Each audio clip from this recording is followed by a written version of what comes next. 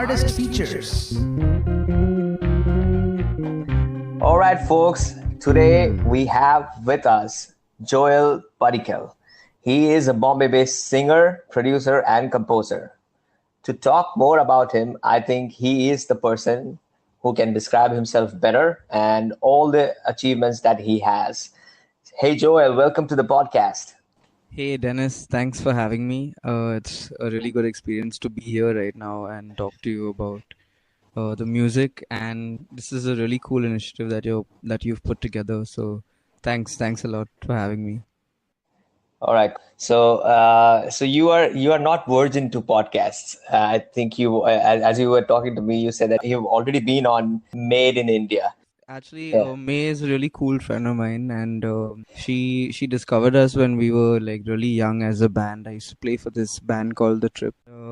May actually gave us. We were on episode 33 of her podcast, which was years back, and she kind of discovered us, and she gave us that platform to put our music out to a lot of like a larger reach, I could say.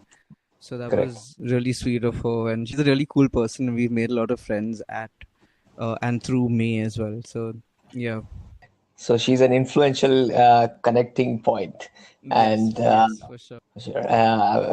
Even I've been a listener of May's playlist and May's episode. So what have you been doing these days? So yeah, I'm basically a producer and composer. I sit at home and I make music. I have been working on my own music. Like I've just started producing music from home. And yeah, I'm looking at putting out my single sometime soon, hopefully by the end of this year, and along with it, a music video. So Mhm. let's hope that everything works out according to plan. But I've also played at a lot of venues across Bombay and Pune. Um, yeah, I used to play for this band called the Tripp. We were a six-piece blues rock band. I was the vocalist, Right. and with through the Tripp, we've played at a lot of big festivals and venues as well, like Blue Frog, Hard Rock Cafe, NH7 Weekender, Sula Fest. So yeah, it's been a really cool journey coming up as an indie band, a young indie band as teenagers, and Right. now all of us are playing independently in our own acts and stuff like that. So it's been really cool. Right, that's cool, man. Like you have a great. If you, I'm an HR guy, so for me, you have a Nice. great resume. Thank That's you so much. Yeah, so I also worked with a lot of like I worked in the scene very closely with venues like Bajao. Sorry, not venues, Mhm. like organizations like Bajao and Impresario. I Right. even worked at Blue Frog as an internship. Actually, that was my first ever entrance into the scene, you could say, because like I was really intrigued with the whole live music industry, and I felt that this is really a place where I could be something relevant, something I could make music, and I could make this my passion, and also manage acts and work with a lot of artists simultaneously. Mhm. So it's given me a lot of like I would say like a one up to understand how the industry has been working and kind of adjust to it, and also learn how to just deal with stuff as a musician as well.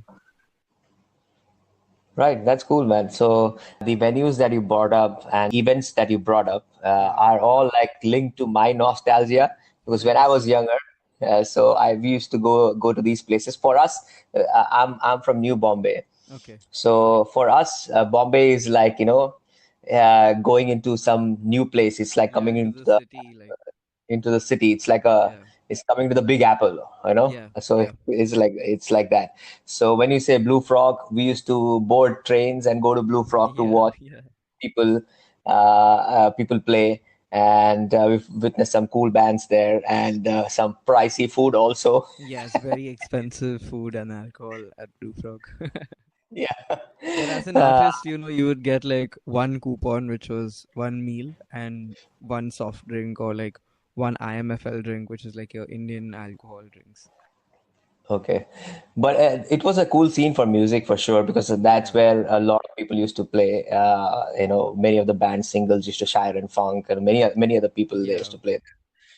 Yeah, it's cool, man. And also, what do you say, the Sula Fest and the NH7 Weekender, all Yes. these places bring up memories of me and my friend, hopping to festivals. Like we don't have Ozfest, but we have all these things which are Yeah. amazing. Yeah. Woodstock. Yeah, That would be epic to be able to attend something like Woodstock. yeah. ये अपना local Woodstock. This is our Local local Indian. Woodstock. Yeah. Right. That's cool, man. So just wanted to understand from you. So how did you come into music? So what were you influenced by? So I was in boarding school actually in St. Mary's, Mount Abu, Hmm. and like I started, doing musicals and like singing for this talent night kind of a scene, Hmm. which was Hmm. in St. Mary's itself. But when I came back to Bombay, all of my Hmm. Bombay friends were already in college, and Hmm. like I was playing at home and stuff, and I linked up with my friends after 5-6 years of not meeting them. They were playing in like for college bands and college festivals and stuff like that, and they asked me like one day, do you want to play the drums? Because I started off playing the drums. I was like, yeah, why not? And I went and played this college festival even though I wasn't in college or a college student. I was still like just out of school. So they got me like a fake ID, and I just happened to go for this college festival. And that's Okay. when I realized, like, okay, cool, this is music, this is something that I really really want to do.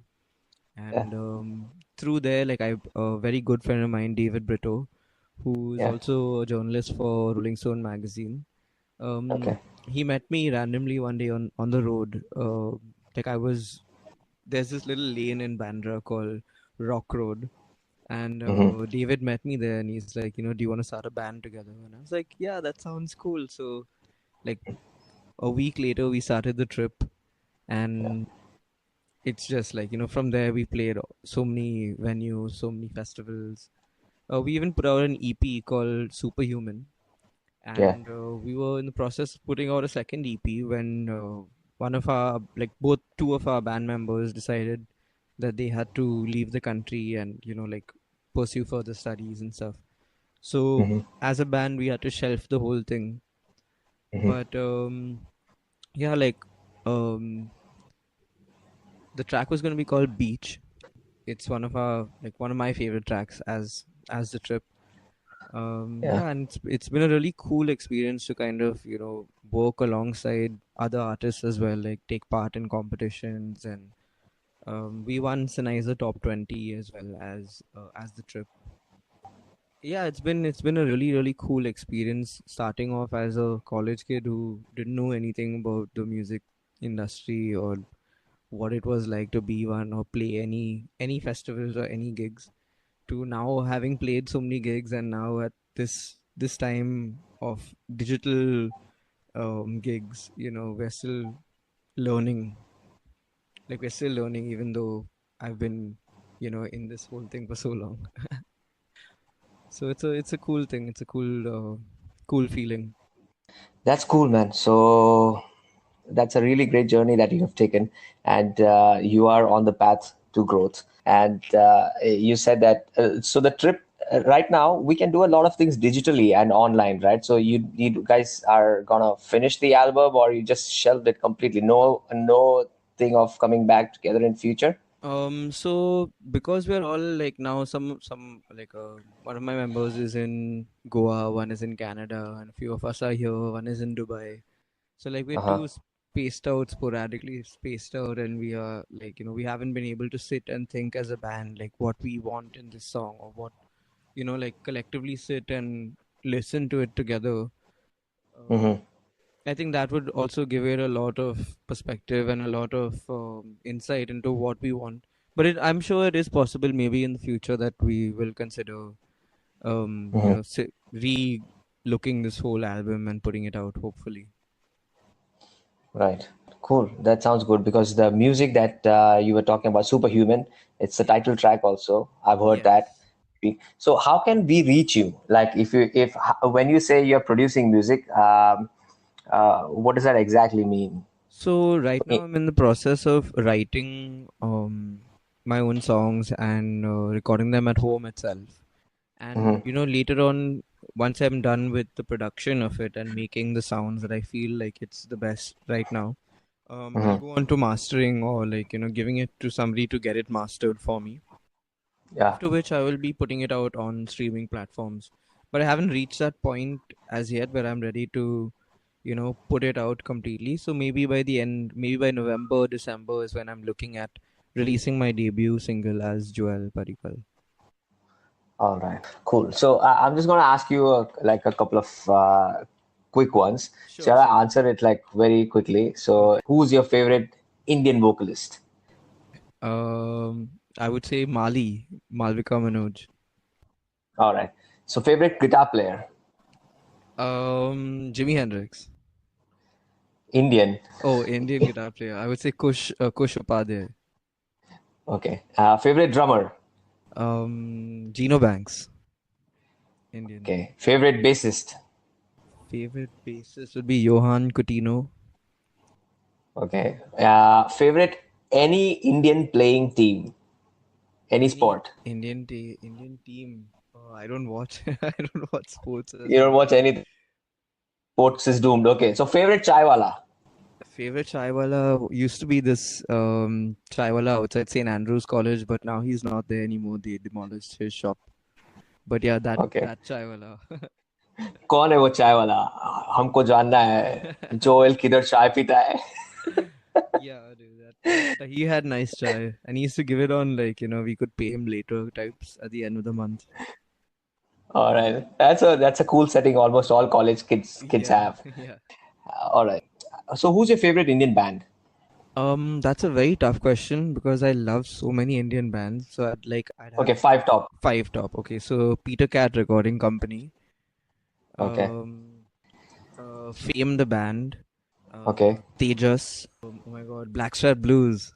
I don't know. Maybe I'm actually really confused with this last one because there are so many. But yeah, top four would be those like. These are top. So fifth is Tripp. Yeah. Okay. Fifth could be the Tripp. All right. That's a cool thing. So, what is your favorite time of the day? I would say sunset. Around sunset, like it's the most peaceful time I feel. All right. So when you say songwriting, right? So do you write the lyrics of your songs? Yes, I do. And I also try and come up or compose the main harmony or the tune of the song. All right. So how do you start writing? So what is your writing process? So this is a really tough question because there's no really right or wrong way of writing a song. But for me, I've always kind of envisioned it holistically before I, like, if I had lyrics written down already, or if I didn't, like, I generally come up with a hook or like something which is really catchy and repetitive, which could act like, an in-between between a verse and a chorus, or like something which will really catch somebody. And from there is where I work on if I don't have the lyrics, then the lyrics, and then the chorus, and then the other elements of the song, like if I'm using different instruments like a trumpet or a bass guitar or even the drums for that matter. So like all of that comes into play as well while I'm writing. So initially when I didn't know how to produce music via software, I would just write a song on the guitar and come up with what I thought the song would sound like. But when I would take it to a studio, to a producer to produce it would sound completely different, and it would completely change my perspective on how I should be writing or could be writing music now. So yeah, I figured that after I've started producing music through a software, I've kind of envisioned it differently, and my process of writing a song has changed as well. That's good to know that you write your own songs and you're producing your own songs. Not producing, like you're making the harmony for your own songs, if I'm summarizing it correctly. Yeah, kind of. I also produce it myself, like it's self-produced. But like it's better to have a pair of ears that could give you feedback or advice that you may not hear at that point of time because you've heard it for so long and you might not know what could be different. So I feel good to have an external set of ears, of like an experienced set of ears to sit and just listen to it and give you feedback based on how it could be or what could be different. Cool, man. It was nice talking to you, man, Joel. And I just wanted to understand that if people want to listen to your music right now or the Tripp right now, Where can they reach? How can So they reach? the Trip is on all streaming platforms, and you can also check me out on YouTube, Facebook, and Instagram. On YouTube is Joel Padikkal Music, and I have a Facebook page as well as Joel Padikkal, and my Instagram is Joel Padikkal 1717. So you can check out. I put out a lot of covers on Facebook and Instagram. So you could check it out and share it. Check out and share Joel Padikkal's page to everybody. That's gonna be a cool thing because Joel Padikkal sings, Joel Padikkal plays guitar, Joel Padikkal produces. He does all the good things that you want a musician to do, and he makes amazing music. Thank That's you. the final thing, right? Yeah, and his music is good. And once you listen to this track that we're gonna play right now, "The Beach" by The Trip, you're gonna be blown away. So here it goes.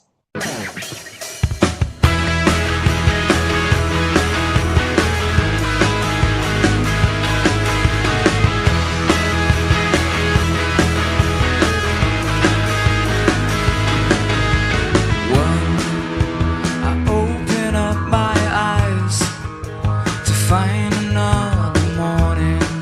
Some coffee, some fucking jogging. Yeah, too. I started to look for you. Yeah, too now.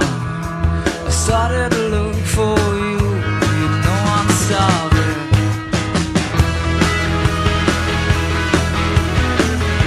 You know I'm starving. Oh.